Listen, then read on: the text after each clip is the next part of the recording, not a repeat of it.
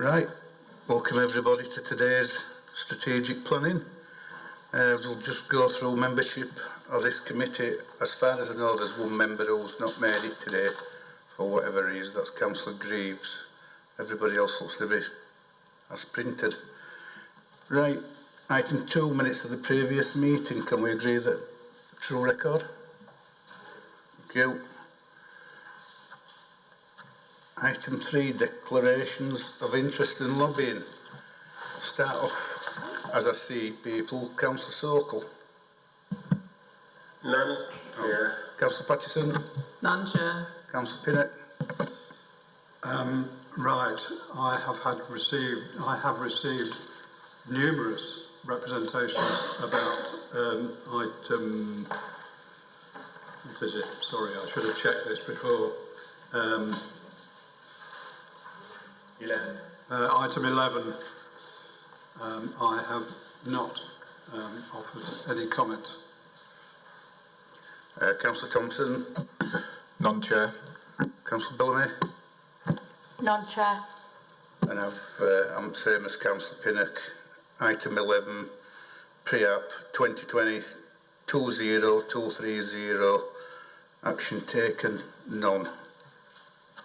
Right, admission of the public. We'll stumble his way through this today, one way or another, but we'll get there. Councillor Sokol. Yeah, Chair. I don't know, we have to declare interest. I think Carol and myself, we had a presentation about this. Mohan, can you take your mask down when you talk? Because it sounds as though you're being held as ransom. You hear me now? Yeah. Yeah, good. I said we had a presentation about this item, I think number 10, I think Huddersfield Royal Infirmary from the trust before as a ward councillor. I think Carol was there. I was there and 3 Lindley ward councillor. I don't know, I have to declare interest. I didn't make any comment that time.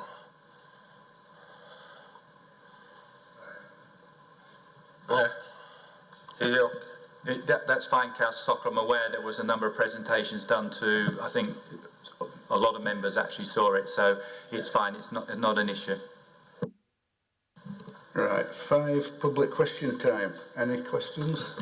None received, Chair. Thank you. Item 6, deputations and petitions. None, Chair. Right, item 7, planning applications. Usually at this time we'd just mention the site visits that we've been on, but as we're in COVID still, if anybody's been on their own, all well and good. Now then, item 8, I'll hand this over to Julia to give you an explanation why it's not here. Thank you, Chair. So, as members will see from the update, the application has been withdrawn by the applicant following the publication of the report in the agenda. Thank you, Chair. Right, next item. This is item 9, Ravensthorpe Road dues rain. It's Kate that's coming in and she's going to be leading on the remaining 3 items. Kate? Thank you, Chair. My name is Kate Mansell, Development Management Master Planner in the Majors and Minerals team. This is item 9 on the agenda, a full planning application for the formation of 43 allotments on land to the rear of Ravensthorpe Road in Dewsbury. The application is submitted by the Council and forms a key phase in the delivery of the Dewsbury Riverside development. It proposes the creation of new allotments to enable the closure of existing nearby allotments close to Ravensthorpe School. The closure of these existing amenities would enable the future infrastructure works that are required to deliver the wider Dewsbury Riverside project. This slide shows the red line boundary and the extent of the application. It is bounded by the rear gardens of properties on Ravensthorpe Road to the north and playing fields associated with Ravensthorpe School to the east. The surrounding area to the south and west is farmland, which is also the current use of the site. The entrance to the allotments will be taken from an existing access between 2 properties on Ravensthorpe Road. This is also a public right-of-way which will be retained. You can see the character of the area more clearly on this aerial slide, and the allotments are in this location here. Photos taken from the site entrance looking towards Ravenshill School. You can see the line of mature planting within the boundary of the school, which will be suitably protected and retained. This is a more general photo from the entrance looking southward, which shows the present appearance of the land and the adjoining farmland. As detailed in the report, the application site and the wider area is allocated for housing in the local plan. It forms the Dewsbury Riverside site, which extends to 161 hectares in its entirety. Within the local plan, it has an indicative capacity of 1,869 dwellings during the plan period up to 2031, and the potential for a further 2,131 dwellings beyond the plan period. The site allocation box within the local plan identifies a specific requirement to provide replacement allotment provision of equivalent or better quantity and in a suitable location as part of the development. This application would address that requirement. This plan is not part of the application and it is provided for information only to explain why the existing allotments need to be relocated. Some members may be aware that in 2019, the Council's Cabinet endorsed a framework for the delivery of the Dewsbury Riverside site. In terms of securing access, this document identified the opportunity to deliver a primary means of access via a continuation of Forge Lane.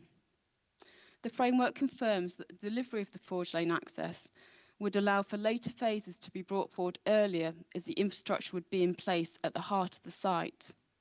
However, as shown on this slide, the delivery of this access would be dependent upon the relocation of the Ravenshill allotments, which are located here. This application is an early step towards achieving the Council's strategic objectives for the site. This is the layout of the proposed allotments. It also shows the means of access from Ravensthorpe Road and the proposed parking area. The application would provide 42 allotments of approximately 200 square metres each. This is compared to 24 allotments currently at the Ravenshill site, which are of various sizes. But overall, the proposal will result in an increased allotment provision to provide a replacement for existing allotment holders, but also to accommodate additional demand. The applicant has advised that there has been extensive consultation with existing allotment holders. There will be a 4 to 5 month transition period between opening the new allotments and closing the existing facilities. This would enable the plot holders to harvest seasonal crops and relocate to the new site. All plots will be dug and prepared for planting for the future allotment holders. Additionally, where an existing plot holder currently has a shed or greenhouse on their plot, a suitable flag base would be constructed on the new site. Allotment holders would also have access to water, with 2 allotments sharing 1 water tap. It is therefore considered the scheme will represent replacement allotment provision of a better quantity and quality as required by the site allocation. In terms of parking provision, 17 spaces are proposed for 43 allotments. This is a much higher ratio than the current provision of 6 spaces to 24 allotments. There is no record of issues arising from this existing provision, and given that the allotment holders are likely to be local, the parking numbers are considered to be acceptable for the reasons that are fully set out in the report. Access onto Ravensthorpe Road is also considered to be acceptable, subject to some localised widening of the pavement to achieve the visibility displays as shown on this slide. The site allocation requires that the replacement allotments are in a suitable location as part of the development. This slide shows the location of the existing allotments to the east of the school and the proposed allotments to the west. The close proximity between the two should minimise the disruption for existing allotment holders in maintaining ease of access to the facilities. In conclusion, this proposal represents a key step towards progressing the development of a strategic housing allocation at Dewsbury Riverside.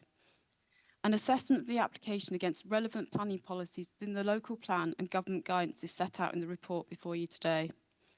A technical appraisal of the application with regard to matters such as flood risk and drainage, biodiversity and ground conditions is also fully detailed in the report. These matters are considered to have been sufficiently addressed subject to conditions. For the reasons set out in the report, it is therefore recommended that approval of the application be delegated to the Head of Planning in order to complete the list of conditions, including those set out in the report. That is the end of the presentation. Thank you, Chair. Right, thank you, Kate.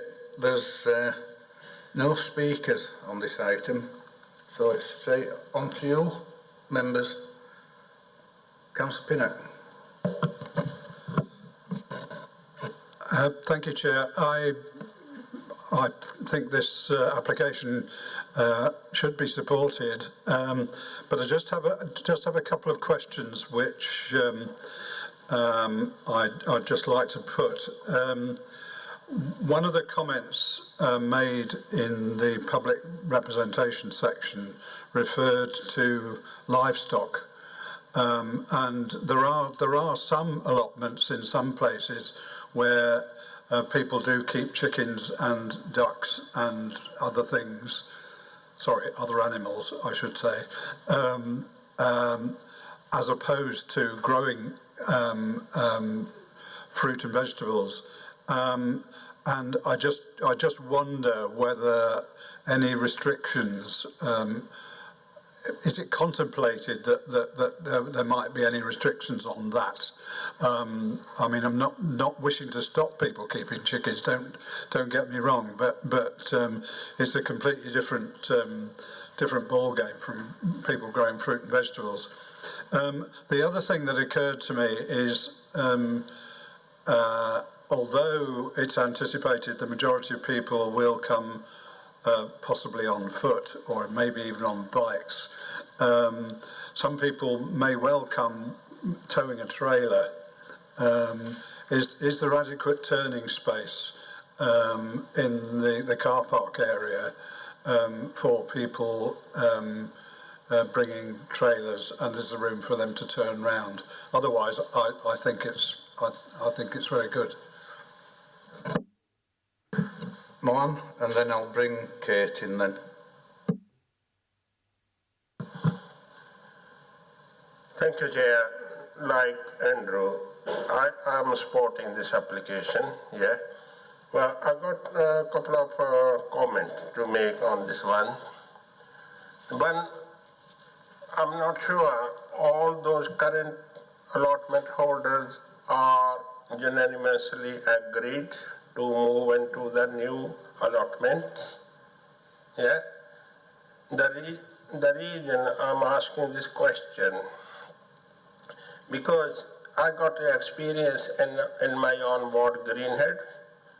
There was some allotment when we proposed new school in Bramble School in Edgerton. There were allotment and the council tried to use some of the allotment for the play area for the children of this new school. But what happened, most of the allotment holder agreed, who were allocated some other not use one allotment, but some insisted no, they don't want to move out. And there were only two. And those two allotment holder took the case very briefly because they didn't agree. So they took the case to High Court, yeah. But in the end, although the council won the case, but it still lasted nearly 2 years. So I don't want to see anything happening here if one or two current allotment holder not happy to move in there. With regard to the car parking, 17 car park, I think that's good enough. This is not a housing estate. We provide more cars. I read some comment from the objectors. So 70 car is the allotment. People come there, some come by foot. Yeah, so I'm happy with the 17 car park. As Andrew said, if there is any turning circle for trailers, so if it could be possible, I don't know. Thank you. Mohan, Carol. Thank you, Chair. I too, like Mohan, have the experience of the allotment site that he's talking about, and my question was similar really. I mean, the allotment sizes of the new allotments are 200 square metres, and they all look pretty much the same. On the existing allotments, some are smaller than that, but a lot are larger, and on average they're larger. And then the existing allotment holders have made all these comments, such as, are there going to be toilets, is there going to be CCTV, and various other comments there listed in the report. I too wanted to say, are they happy? Have all those questions been answered in any discussions with them? I presume there are no toilets at the moment. I presume there's no CCTV at the moment. But certainly I know, I mean, the provision of sheds and water are sort of additions to what they've got at the moment, and so that's to be a good thing. But I hope on balance they are happy with the new arrangements. The size of the allotments to me seems a bit worrying. As an allotment holder of 500, I'm not, but if you were an allotment holder of 500 square metres, to be going down to 200, unless they're going to double up and pay double the rent. I don't know. I don't know if the rent is dependent on the size of the existing allotment holders. So I hope that enough consultation has gone on with the existing allotment holders, and they are happy. I too think 17 parking spaces is fine. I mean, not all allotment holders will be there at the same time. So, subject to good consultation with the existing allotment holders, I'm happy with this. Thanks, Carol. Kate, you want to come back and answer those, please? Yeah, thank you, Chair. Through you. In terms of the livestock question, it's my understanding that they would not be permitted to keep livestock on the site. The allotments would be managed by the council in any event, so if there were any issues that could be managed through that process. It's probably worth saying that the existing allotments are not statutory. They were deemed to be temporary allotments, and the applicant took some legal advice on that point. However, the new allotments would be statutory, which would give the allotment holders future protection to ensure they're retained in the future. The size of the allotments has been a discussion. The 200 square metres, as I understand it, is the standard allotment size in Kirklees. While some of them are larger on the existing allotments, the solution would be that if they transferred to the new sites, they could double up, they could have more than one allotments going forward. There's been extensive consultation with the existing allotment holders. My understanding is they're broadly happy and they accept the need to relocate to the new allotments, and obviously the site is as close as you could possibly get to those existing provisions. They currently don't have toilets or CCTV, so what they're getting is a replacement for the existing facilities with some improvements. I think the final point was about the trailer, which is a good point. Obviously, it does depend on the size of the trailer, but I think the view would be that they wouldn't all be there at the same time, and therefore there would be sufficient space in that area for a trailer and car to turn. Thank you, Chair. Thanks, Kate. Chris, have you got anything on the... Well, I think Kate's covered it. I mean, yeah, the car park is sufficient for turning cars. It's quite a big area. You could turn a reasonable sized trailer. I mean, it's obviously going to be the sort that you like to take to an allotment. You would be able to turn within the area provided. Yes. Thanks, Chris. Well, everybody seems in favour of it, but nobody's moved it or seconded it. So, if I could... Carol? I'll move it, Chair. Thank you. Mohan, seconding it? Yeah. Right, we'll go to a vote and we'll carry on as we're doing prior to this meeting, and Richard will call your name out. Okay, thank you, Chair. It's been moved by Councillor Patterson, seconded by Councillor Sokol for approval as outlined in the officer report. So if I could start with Councillor Bellamy. For. Councillor Patterson. For. Councillor Pinnott. For. Councillor Sokol. For. Councillor Thompson. For. And Councillor Hall. For. That's unanimous. Right, thank you. Next item. Just before we move on to it, Sandra, I think you've got got one or two things to say. Thank you, Chair. The next two applications have been pre-application reports, and we just thought it useful for the benefit of many members not as familiar with pre-apps or anybody observing the meeting, just to go through the reasons outlined in the protocol why councillors become engaged at this stage. So if I just went through them, if that's okay. Keeping councillors better informed on major applications and helping them to learn more about emerging proposals, engaging members on issues to be dealt with in formal submissions, taking account of emerging or existing community concerns at a formative stage, obtaining initial member guidance for officer negotiations on major applications, identifying issues to be dealt with in any further submissions, and reinforcing councillors' roles in their communities. And just to point out that planning committee members won't be in a position to indicate any view, as they need to balance all material considerations before reaching a view on any application in due course. So discussions today, they're not binding on the council. It's for information. Is that okay? Thank you, Chair. Right. Page 61, Preap, Huddersfield Royal Infirmary. It's Kate, and after Kate there's 1, 2, 3, 4, there's 5 people in the presentation, which they'll have 10 minutes. So Kate, it's over to you again. Thank you, Chair. Actually, I'm not going to say anything. I'm going to let the presentation happen, and then I'll be able to answer any questions if I need to assist afterwards. I'll hand over to John.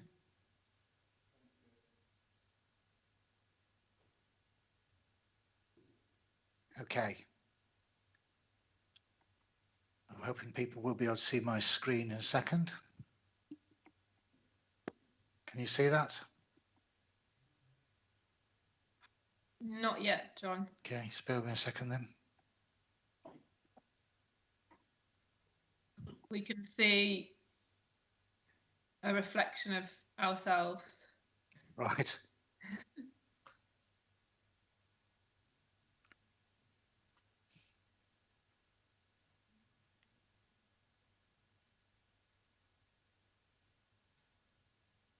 Sorry, bear with me.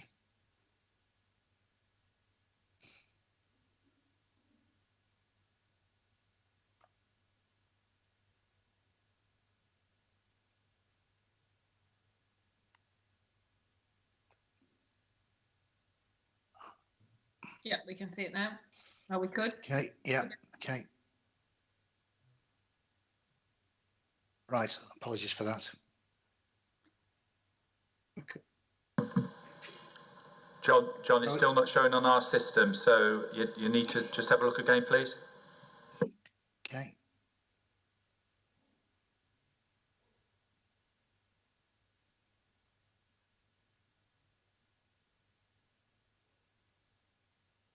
You see that? Yes. Okay, at last. Apologies. Right, shall I lead off then? Yes. Okay, thank you. So this is the pre-application presentation relating to the proposed new A&E department at Huddersfield Royal Infirmary. This is, he said, to move the thing down. There we go. An aerial shot of the site looking from the southwest. Just draw your attention to a couple of things. Sorry, it's not going very well, this. First of all, on the left-hand side of the hospital is Acre Street, and running left to right from about 7 o'clock towards about 3 o'clock is Savile Road, which is the unadopted road which runs adjacent to the hospital grounds, and on the right-hand side is Occupation Road. On the left of the hospital site across Acre Street is Acre Mill, which is the Trust's other facility in this vicinity, and to the rear of that is an extensive car parking area. Just below the hospital, you should be able to see some small buildings, and that effectively is the location of the site. We'll move on to the diagram that should hopefully show that now. There we go. So we looked at a number of locations for the replacement A&E. The existing A&E department is accessible off North Drive, which is the top part of the plan here. The A&E department has not been significantly altered since the hospital was originally constructed in the mid-1960s, and the department is now no longer capable of fulfilling its necessary functions. It's also not in an ideal location, either in terms of prominence when entering the site, or indeed the clinical functionality that is required to make sure that the department operates effectively. So we looked at a number of locations around the site and settled on this one as the preferred location. There are a number of reasons for that. First of all, we needed to create a department which was large enough to accommodate the scheduled clinical functional content and of a scale and form appropriate to its context. It needs to meet a number of requirements: uninterrupted blue light and patient access during construction. In other words, we can't afford to close the existing A&E department. The new facility needs to be visible from an entrance to the hospital grounds, so it's quickly accessible and unambiguously accessible. It needs ground level patient access. It needs proximity to patient car parking facilities. We need to achieve appropriate departmental flows and clinical adjacencies, which the current A&E department doesn't. And that's through, first of all, enclosed level access to the main hospital and proximity to the hospital's imaging department and convenient access to its operating department and wards. And the accommodation needs to be on a single level. Then finally, it needs to be compliant with requirements for progressive horizontal fire evacuation in accordance with the Department of Health's Health Technical Memoranda 0502, which is fire code. And very finally, readily linked to the existing hospital M&E services, mechanical electrical services infrastructure. And the site we adopted does meet those requirements. Very briefly, the schedule of accommodation.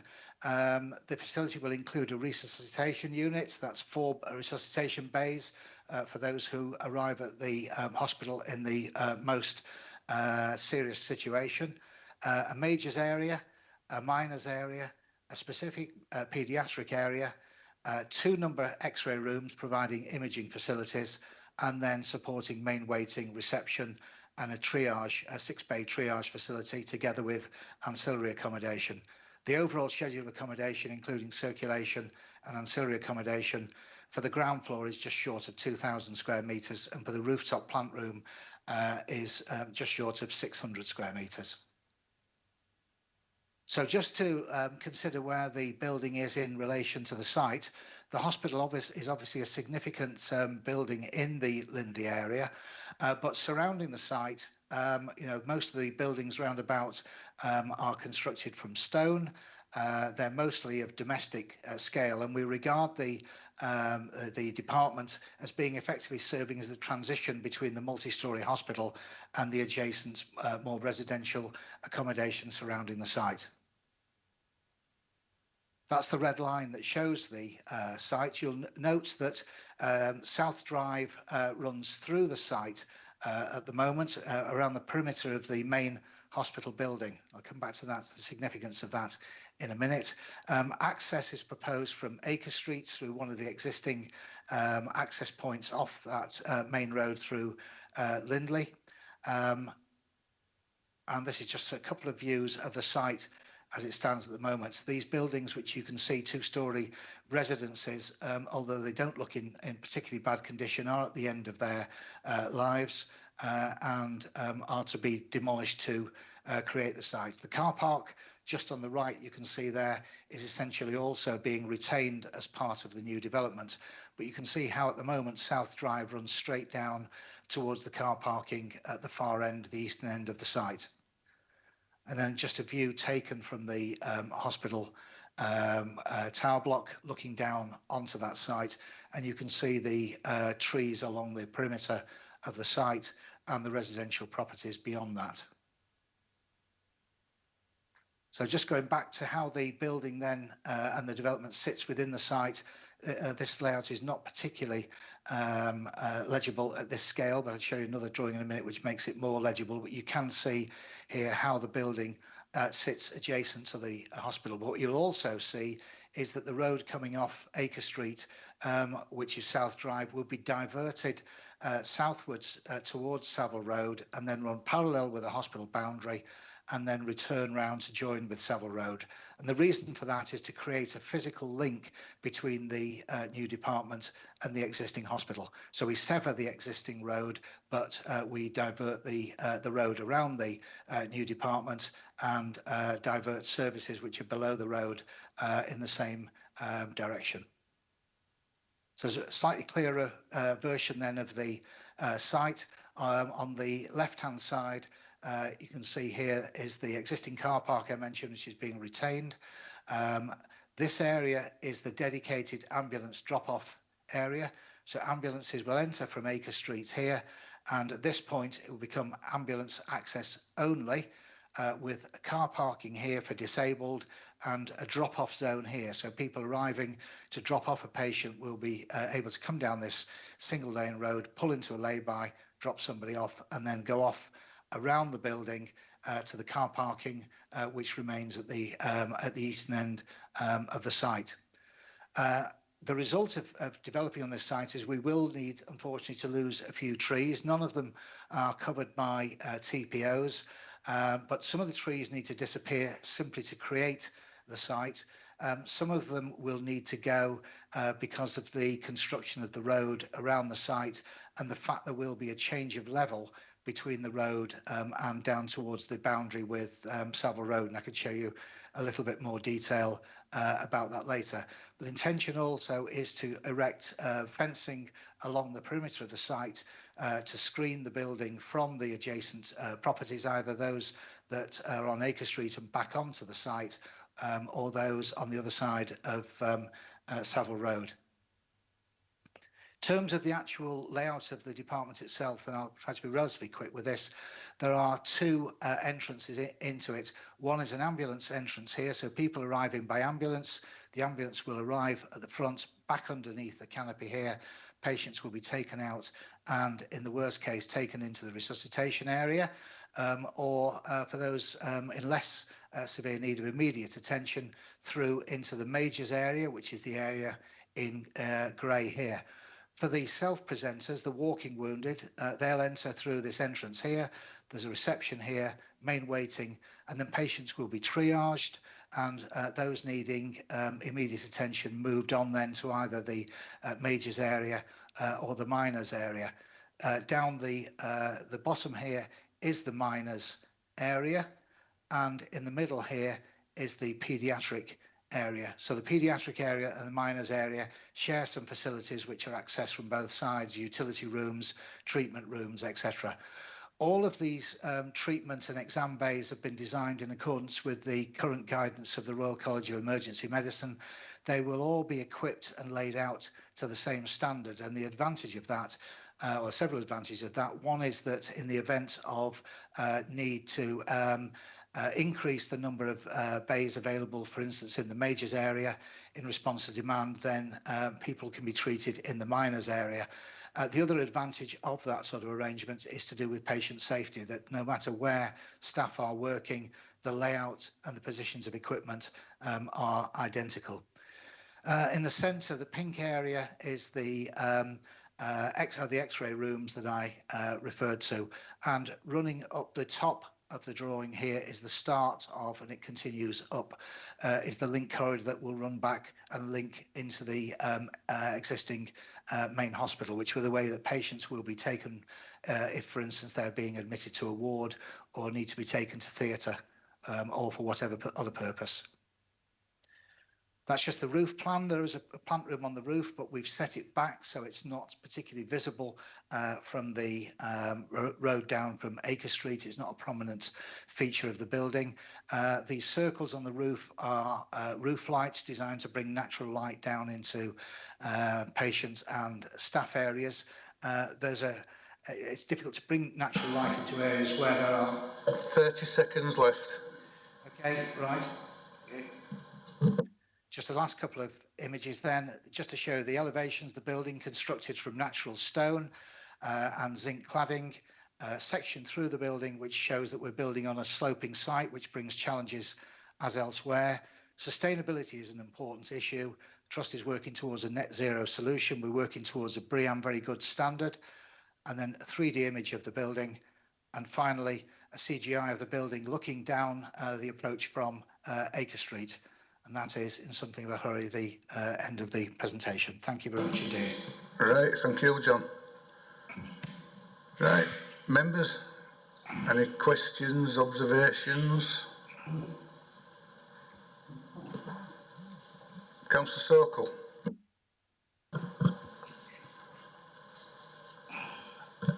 Thank you, Chair. Chair, I had this presentation twice before with the ward member, including my colleague Carol Pattison and then the ward councillor, and then all cross-party councillors. I actually welcome this presentation, yeah, and I think the presentation was well organized by the trust officer and well consulted local members and the residents as well by leaflet and other ways. Yeah, I agree with that. But I got a couple of comments about the car parking. The loss of 96 car parking on the site with this proposal, although it will compensate, create more car parking on the across the road Acre Mill site, but still, currently, I got a problem car parking from the hospital staff member. They park on my ward roads, which behind the hospital, which is Thornhill Road, Hungerford Street, and including there is another small service. The staff members, they park right from the morning 8 o'clock until 5 or 6 o'clock, and the resident keep complaining to the ward councillor, yeah, including my colleague Carol Pattison. Now, because they got a new proposal, loss of 96 cars parked away from this site, although they move into the crossroad. But I think that most of those loss of 96 car park belong to the staff member who use that. So will this trust officer make sure with the new proposal they do something for their staff or issue some instruction to them not to park on the Thornhill Road or Hungerford Road, and they should provide some car park space crossroad at Acre Mill side. Overall, I'm happy with this presentation. Thank you, Chair. Councillor Councillor Thompson. Thank you, Chair. Just one observation, which is the blue light, the ambulance entrance. From looking at the map, I get the impression that now the blue lights are coming through quite a heavy residential street rather than from the main road, and just wondered if there'd been any consultation with residents, or there will be consultation to see thoughts and feelings reference to the change of access. Thank you, Chair. Thank you. Chris, have you got anything on? There's a couple of things. I think Councillor Sokol picked up on one of the things. Obviously, this is partly built on one of the existing car parks. It will result in a loss of parking. They've advised us that there's the Acre Mill sites at the other side of the road, and that overall there's capacity on site. I think when they submit the application, obviously it'll be accompanied by a TA, and we've asked them to be a justification of parking demand and need, because that immediately springs out that loss of parking. We need to make sure there's adequate parking provision on site. I mean, obviously, the trust as a general has a travel plan which they'll be implementing to try to promote more sustainable modes. But I think for patients and visitors and the like that will travel by car, we need to ensure there's adequate parking on site. Thanks, Chris. Councillor Pinnock. Thank you, Chair. A number of questions. I note that the building that is on site at the moment, where this is going to be, is for nurse accommodation. Is there a replacement, or perhaps I should ask, is there a requirement to replace it, and if so, where is it going to go? Is there room on the site to replace it if such accommodation is still required? I'm also sort of slightly concerned about the relationship with adjacent houses. I went to have a look at the site this morning, and all along the southern boundary, there are houses the other side of the unmade Seville Road. Admittedly, all the houses are side on to the site, because there are actually no houses on Seville Road, and except right up, funnily enough, at the end where this is going to be built. So I just wonder whether any consultation has been had with residents in those houses, and more particularly on the houses on Acre Street, which will actually back onto the new development. In that picture there, it's to the right of where that car is. There are some houses on Acre Street, and I may have misheard, but people who are coming to the accident and emergency unit on their own, in a car, not in an ambulance, are they supposed to come in a different way, or can they use the same entrance? It wasn't clear to me. I know the entrance into the hospital is different, but what about coming off Acre Street? I do just wonder whether at Dewsbury Hospital there is a minor injuries clinic next to the A&E, which is a walk-in facility. Is there something similar going to be provided here? Because that can and has been very useful as a facility. Thank you, Chair. Thanks, Andrew. There's a few questions there, so is there anybody from the presentation team who can answer those questions? Hello, my name's Anne. I'm Director of Transformation at Calderdale and Huddersfield Foundation Trust, and there were a couple of the questions that referred to what involvement we'd had with local residents, and we have undertaken involvement of local residents, which included direct mailing to the 1,000 closest households, and also widely publicised access to a digital portal. So we have provided opportunity for local resident feedback. We've collated that into a statement of community involvement, which we will be submitting with our planning application. So we've very much deliberately wanted to listen to the views of residents regarding these proposals. So I wanted to come back on that one. In terms of the nursing accommodation that you was referenced around Savile Court and alternate uses, that building isn't fully utilised, but there are some rest areas provided for some doctors, and we are looking to re-provide those within the other buildings on the Huddersfield site, and in some cases we can provide those at Halifax as well. So there is a re-provision plan for those, which doesn't involve separate new build requirement. Thank you. Councillor Bellamy.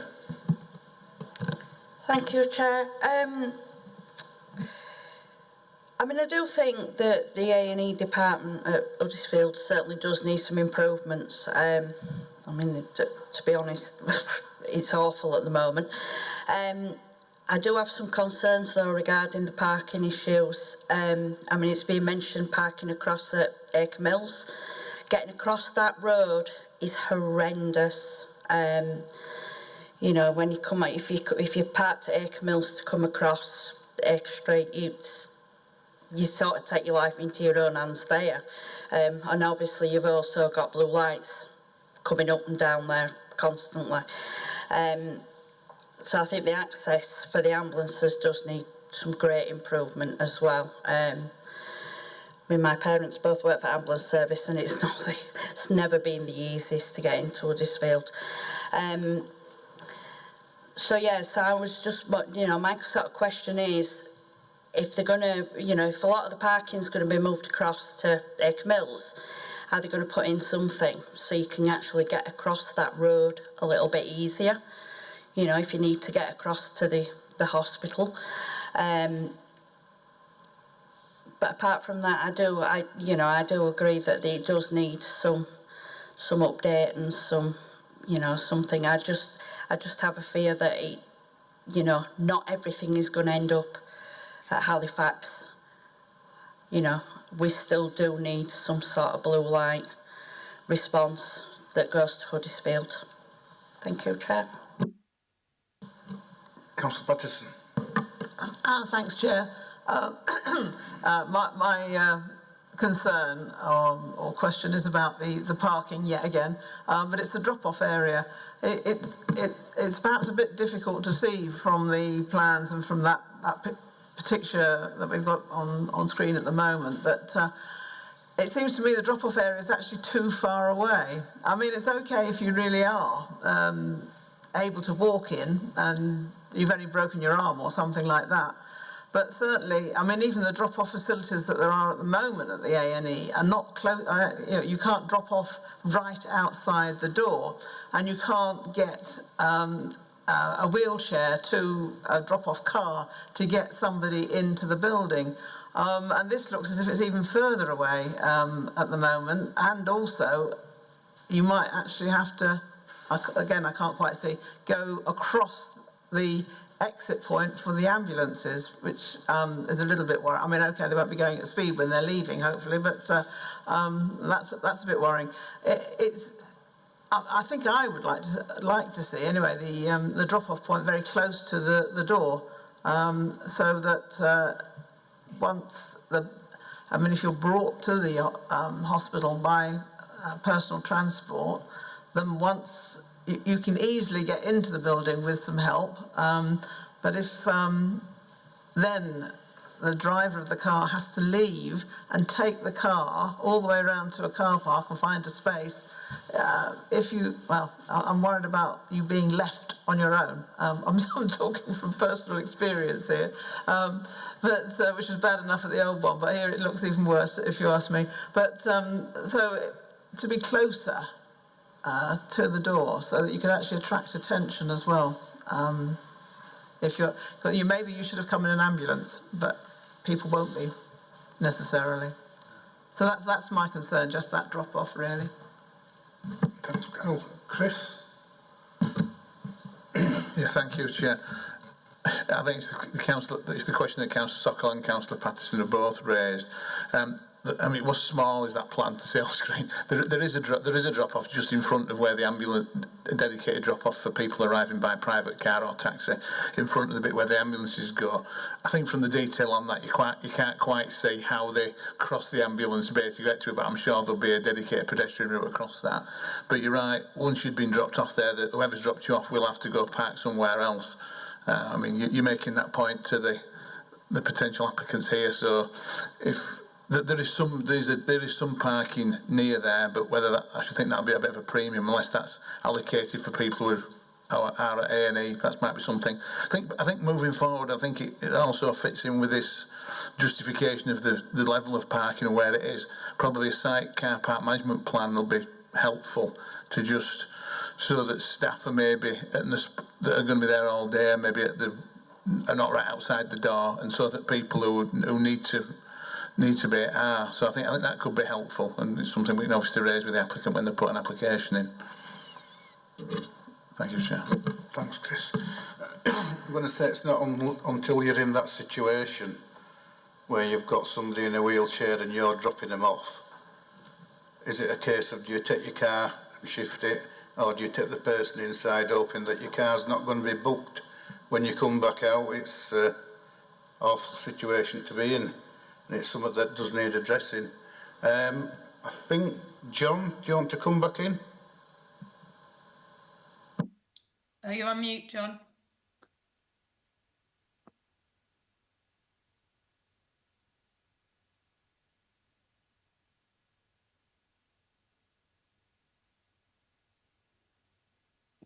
Sorry, you should be able to hear me now again.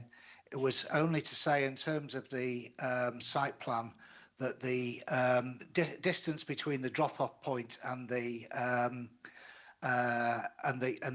entrance, the self-presenter's entrance, is actually quite a short distance. That's the drop-off point that was shown in the CGI there. So there's room for probably about 3 cars there. There is parking also for disabled users, but also for non-disabled users around here. So actually, if you do drop somebody off at this point and they're in a wheelchair, you have to cross effectively a single lane road to get across to the self-presenter's entrance. And that is all on the level in terms of the gradient there. So it's short distance and level. The car parking that's been lost effectively or displaced is car parking which is dedicated to staff at the moment. So the move across to Acre Mill will affect staff far more than it will visiting patients. So hopefully that is not particularly an issue. The separation of those arriving by car, though, from the ambulances is a deliberate move, really, to make sure that ambulances, which need to be obviously high priority, are not obstructed by arriving private vehicles. So I hope that perhaps addresses some of those concerns. Thanks, John. Any more questions? Observations? Points you'd like to see once it starts getting built, if it happens, Carol? Yes, it didn't. John's response didn't actually make me feel any better about the drop-off point.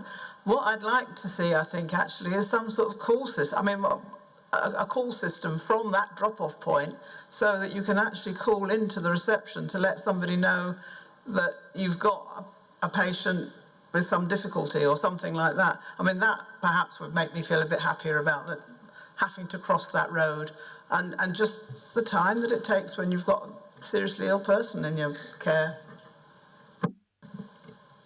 Any more? No? Right. We'll close this pre-app down then.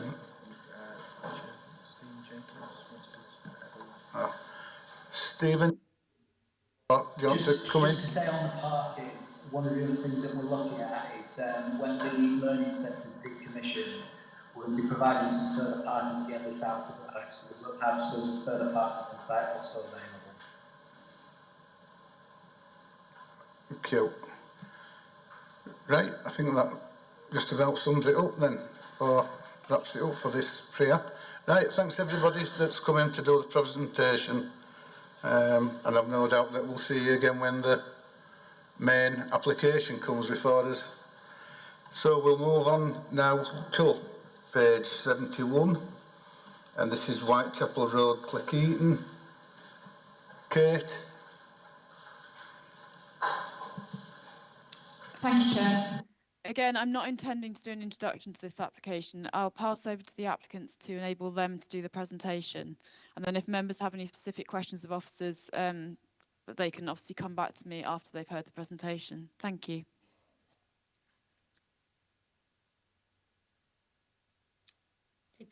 Thank you very much. There's 3 of us who will be presenting. So I'm just checking if Ian Dix is able to share the presentation. That would be really helpful.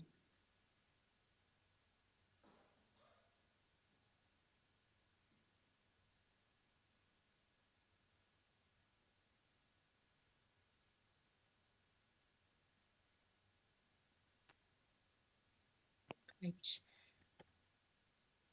Can everybody see that? Yeah, it's fine, thank you. Great, super. Good afternoon, and firstly, thank you very much for the opportunity to present the application to this committee. My name's Sally Miles. I'm a director at First Plan Planning Consultancy, and we're the firm who are coordinating the submission of a planning application at this site. I'm joined by 2 other members of the team who will explain other elements of the proposal. They'll introduce themselves during the presentation, if that's all right. The current status of the site, this is a proposal for the development of a storage and distribution facility. This will represent a significant investment in the Kirklees area. It provides an opportunity to create in the region of 1,500 jobs at operation stage and 800 jobs during the construction phase. The developer for the scheme is ISG Retail Limited, who have significant experience developing facilities of this nature. We're currently finalising the scheme proposals and detailed assessments and are hoping to be in a position to submit the planning application later this month. We have undertaken some pre-application consultation. A community newsletter was circulated to approximately 7,000 local households. There's also been a consultation website which provided feedback forms for people to provide questions and to submit for us to consider. We've also held 2 community webinar events where again we provided a presentation and residents were able to submit questions that we sought to answer on that webinar. All comments that have been raised by residents will be provided within a statement of community involvement, together with responses from the technical team on how we've sought to address concerns and comments raised. You can see from the next slide, hopefully, that the site, are you able, Ian, to just move to a location plan? Super. So the site is approximately 23.7 hectares. And you can see from the slide that it's located to the northwest of Cleckheaton, to the east of Shoals Village, to the south of Cleckheaton Golf Course, and directly to the west of Junction 26 of the M62 and the M606, which is known as the Chain Bar Interchange. In terms of planning background, this site is allocated as a future employment area in the Kirklees adopted local plan under policy ES6. The principle of a warehouse proposal is in accordance with this site allocation. It's acknowledged that the detailed scheme proposals will need to be thoroughly assessed. The application will be supported by a full set of technical appraisals, including a full environmental statement. These will assess the proposals against all relevant policies within the local plan. If I could now hand over to Brett, who can hopefully briefly outline the proposals. Thank you, Sally. So I'm Brett Coles from FPCR Environment and Design Limited. So very briefly, I'll summarise the design and the layout of the storage and distribution facility. So the scheme comprises one main building which sits centrally within the site. And Ian, if you were able to just to move on to the next slide. So there's one large storage distribution warehouse building with ancillary office accommodation adjacent to the main building. The actual building itself equates to 265,600 metres squares. It's approximately 23 metres in height, 317 metres in length, and 178 metres wide. There are car and HGV parking, servicing, landscape, and 2 access points. HGV access will be from the Whitehall Road, the A58. Parking service areas are provided within the site layout, together with extensive landscaping and green space.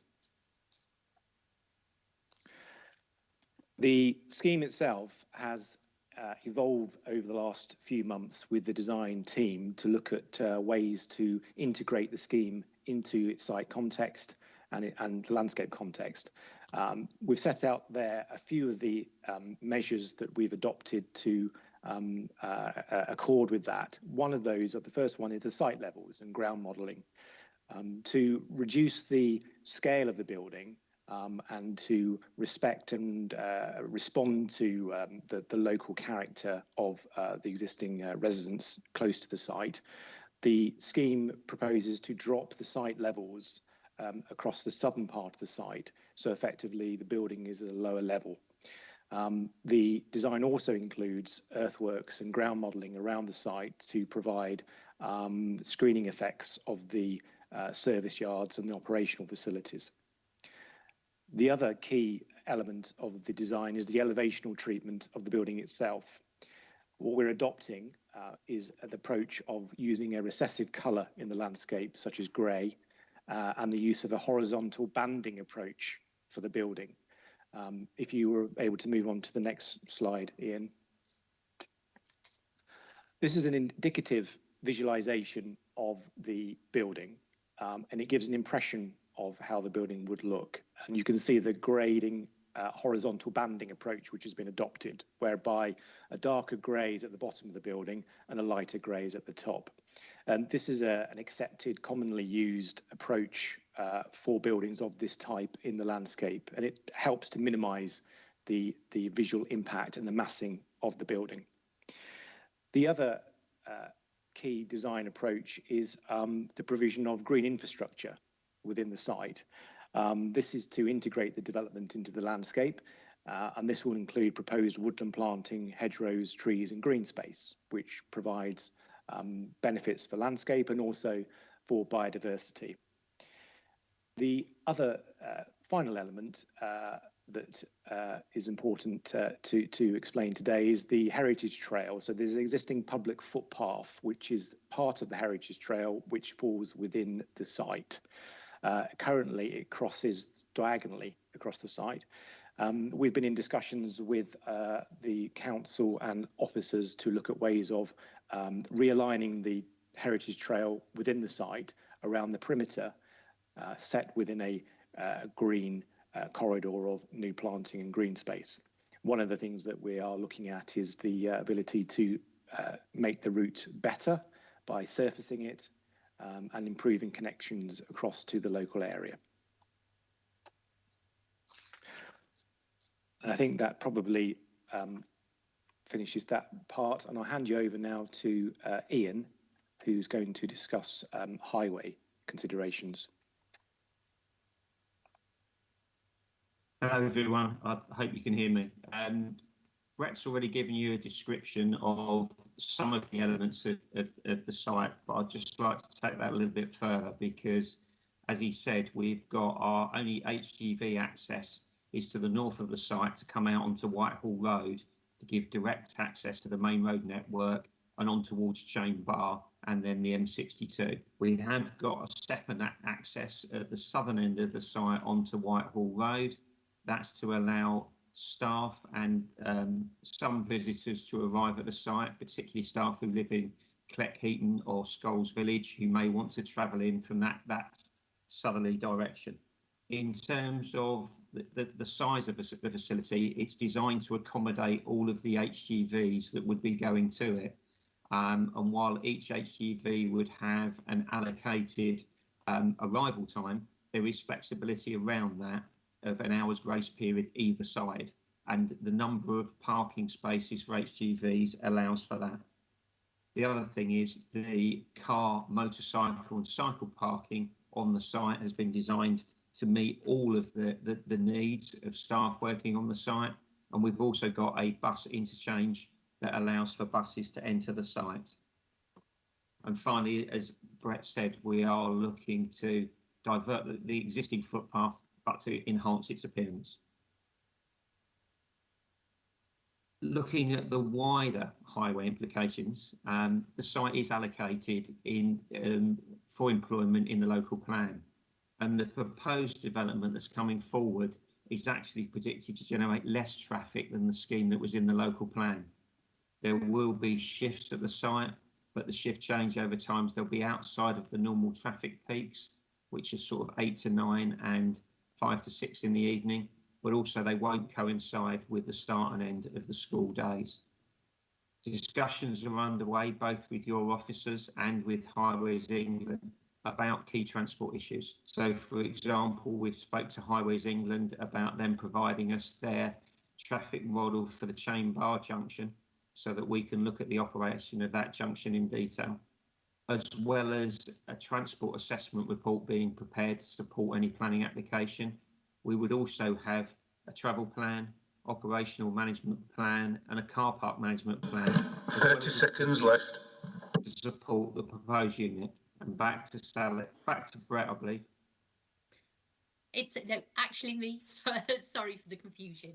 As we stated earlier, we fully acknowledge that the application needs to be accompanied by a full and thorough set of planning assessments.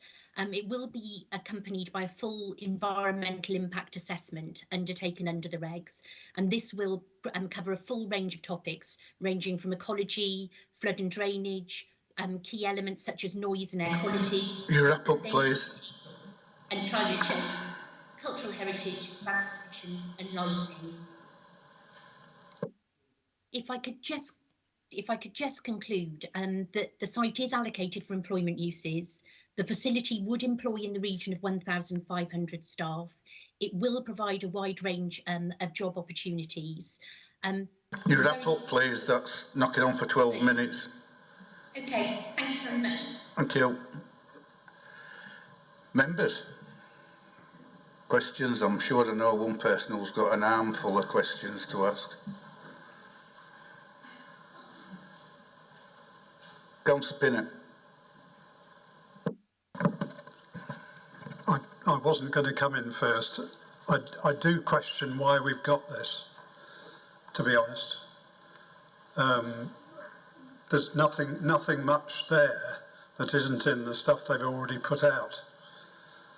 I'm not really clear why we've had this before us today, because there are so many things that they are saying they need to do, which I accept. But why can't we wait for the planning application to come in when these will all have been assessed, and we meet here to make a decision on it? I'm sorry. There's so much that they need to do that is not said. The one thing I will point out to other members here is that this site is not flat. And I will leave you to draw your own conclusions from that. Councillor Thompson. Thank you, Chair.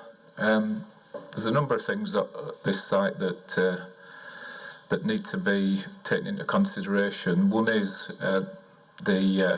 the topography of the site, which is it doesn't just go one way as far as the incline, it goes two ways, does the incline, but that's the least of my concerns about the site. The other is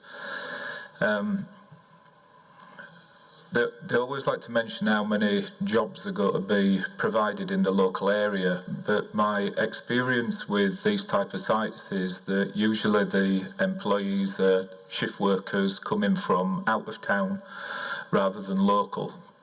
I know this as far as family members working on sites in Leeds, up at Thorpe Park, etc., which is the same company, same type of site. The other thing is it's a 24-hour-a-day, 7-day-a-week site. So you've got local individuals that are going to be inconvenienced by noise, wagons, all day, all night, every day. The other thing is that it's this monolith, this monochrome licorice oil sort that they're talking about putting here is totally inappropriate for the town, the surrounding area. If we did want to do something with local people for employment, surely it should be small units, individual units that would employ local and would expand local businesses, rather than just this blot on the landscape that we've been offered. So I'm curious to know what differences they're going to make in the plan. Thank you, Chair. Okay, can you come back in and just give a quick answer as to why it's here so quick, please? Yeah, thank you, Chair. I mean, we've had the pre-application for a while, and we've been working through, because it's an environmental impact assessment, we have to scope the reports that would be submitted with an application, which takes some time. But I think the reason it's here is because it's obviously a complex application, it's significant, and it was felt it's important for members to at least see it before it comes in as an application. We can't present all the issues, and they will come through the application stage, but we're more limited when an application comes through as a planning application. And I wanted members to have some familiarity with the project and also to highlight any concerns that they've got. So that's the purpose, and obviously some of those are coming through in that discussion. So I hope that's helpful. Sorry, Chair. In my rant, I forgot to mention something that one of my concerns, which is that it's a B8 storage and distribution premises, and my understanding is if a B8 premises don't benefit for permitted development rights, then planning permission may be sought to change to any other use. So my concern with the B8 is that, you know, if this doesn't go ahead, it could, or something similar, then it could be changed to anything. It could be even worse. So we have to watch reference to the type of building as well. Thank you, Chair. Milan, have you indicated? Thank you, Chair. Yeah, this is just a planning as preview application. Yeah, it's not in details application. Yeah, Councillor Andrew Pinnick has raised about the site situation. It's not a flat. It's a up and down. But we don't need to look only the site. We need to look at the benefit of the scheme. Yeah. Councillor Mark Thompson Ijra might be right to say there should be some small units, but this project, I think, it might be on the big scale because it's a distributor. Yeah. There are some other stores like these, even in the Lendlemore store. It's a big cars distributor store like those. I think we need to look into the benefit of this site. Yeah, if the site is not a flat, nobody will use the flat, the land. So what's the use of leaving the site like that? We need to look into the employment side. This project will create 1,500 jobs plus 800 job construction job on there, and we need employment in our, because it's the part of the local plans. Yeah. So when the planning application comes, yeah, we will discuss the application, no doubt at all. We listen to, and I think the applicant might take up our discussion today, but then they relook into their plan and come back in there. Thank you very much. Councillor Pinnock. Thank you, Chair. I recognise what has been said about numbers of jobs. This is an allocated site, and although before the local plan was brought in, I opposed this site, as one does in some cases.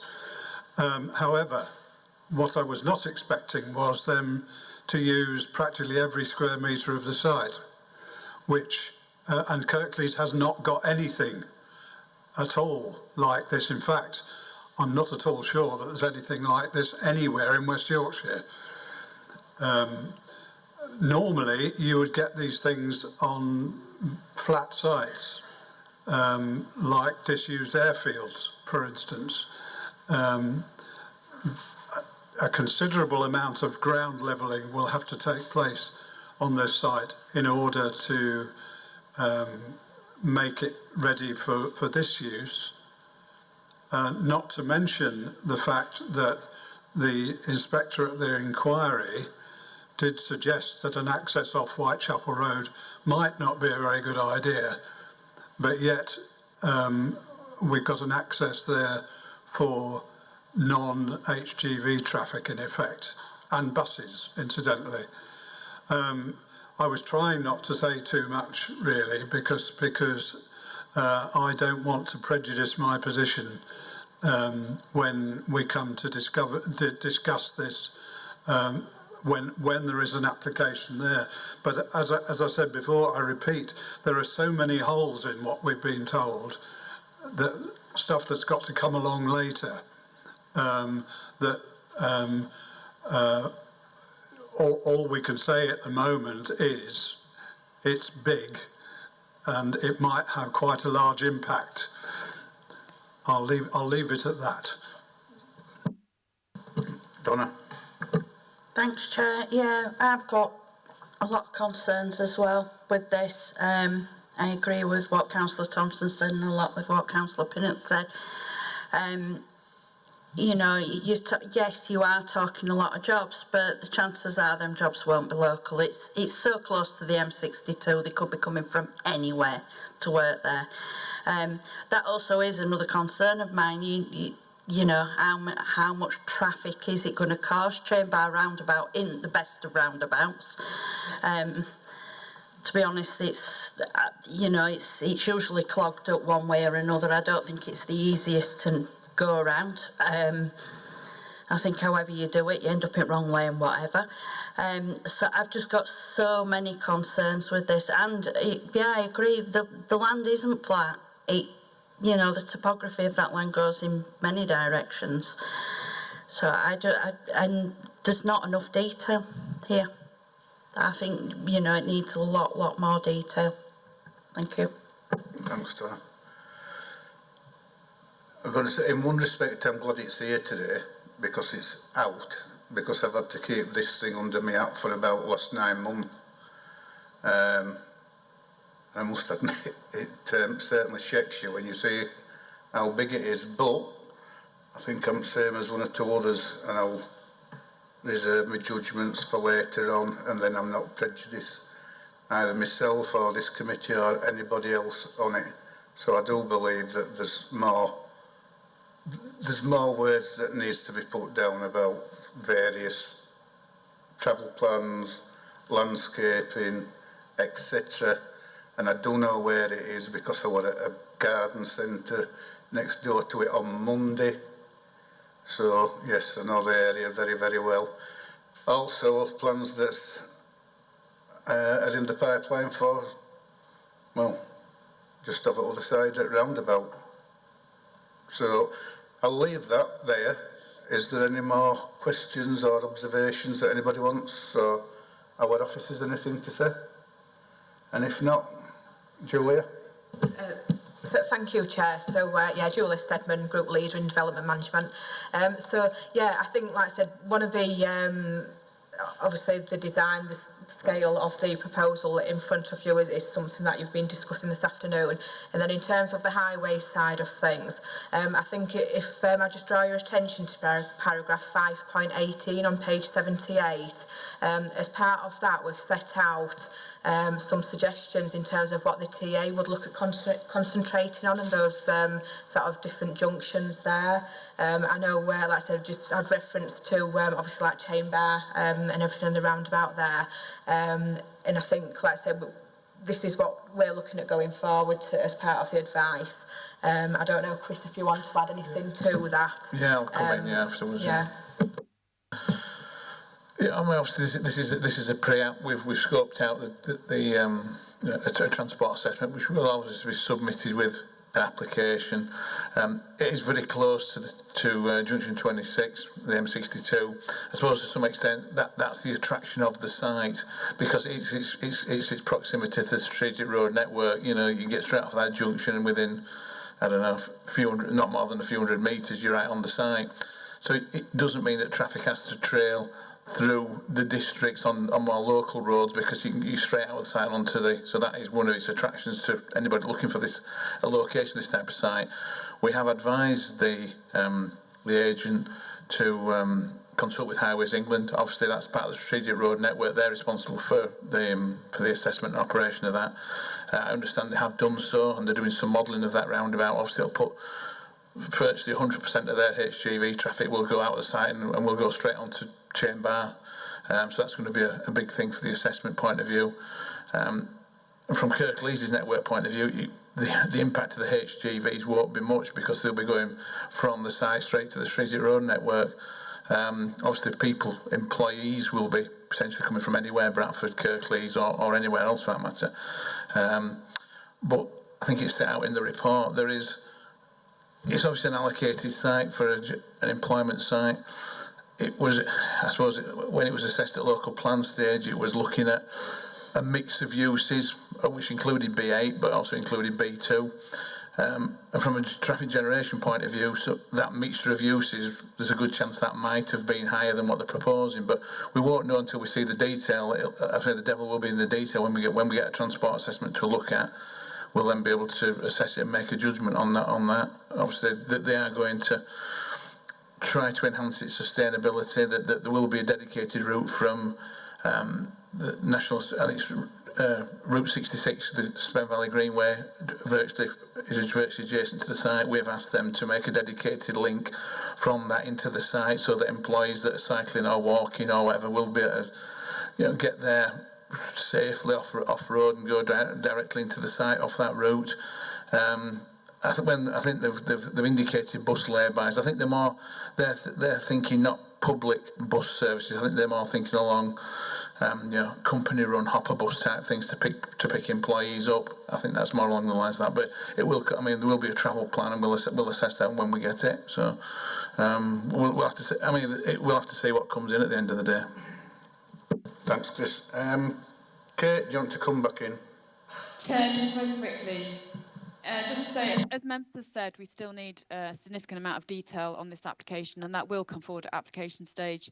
I think today's been helpful in identifying some of the concerns that members might have.